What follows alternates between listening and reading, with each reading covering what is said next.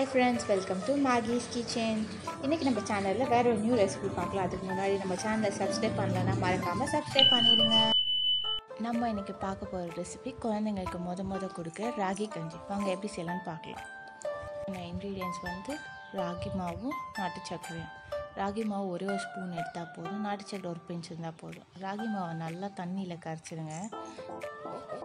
கட்டி இல்லாமல் நல்லா தண்ணியில் கரைச்சிடணும். ராகி மாவு ரொம்ப சத்து, வேறு வீட்டு ரைஸ் அதெல்லாம் கம்பேர் பண்ணால் ராகியில் ரொம்ப எனர்ஜி இருக்குது. அதனால் குழந்தைங்களுக்கு முத கொடுக்குறப்ப ஹெல்த்தியான ஃபுட்டோடு ஸ்டார்ட் பண்ணுவேன். இந்த ராகி மாவை வந்து நான் வீட்டில் ராகி வாங்கி அதை காய வச்சு அரைச்சி பவுடர் பண்ணி வச்சுருக்கேன். ரெடிமேடாக கடையில் கூட விற்கிது. நம்ம ரெடிமேடாக வாங்காமல் வீட்டிலே செஞ்சால் நல்லாயிருக்கும். ஏன்னா குழந்தைங்களுக்கு ஃபஸ்ட் கொடுக்கறதுனால. நல்லா கரைச்ச ராகியை வந்து வடிகட்டி எடுத்துக்கிறேன். ஏன்னா இந்த ராகி தோலெல்லாம் இருக்கும், அதெல்லாம் குழந்தைங்க சாப்பிட்டா வயிறு வலி வந்துடும். அதனால் அது நல்லா வடிகட்டி எடுத்துகிட்டு வெறும் ராகி பால் மட்டும் எடுத்து அதை இப்போ வந்து நான் வந்து ஒரு 5 to 8 minutes லோ ஃப்ளேமில் வச்சு கொதிக்க வைக்க போகிறேன். ஸோ இது நல்லா வெந்த உடனே ஒரு ஸ்மெல்லும் கலரும் சேஞ்ச் ஆகும். கலர் சேஞ்ச் ஆகி கொஞ்சம் கன்சிஸ்டன்சி நல்லா திக்காக வரணும். திக்காக வந்தோடனே இன்னும் கொஞ்சம் தண்ணி ஊற்றி நல்லா கொதிக்க விடுங்க.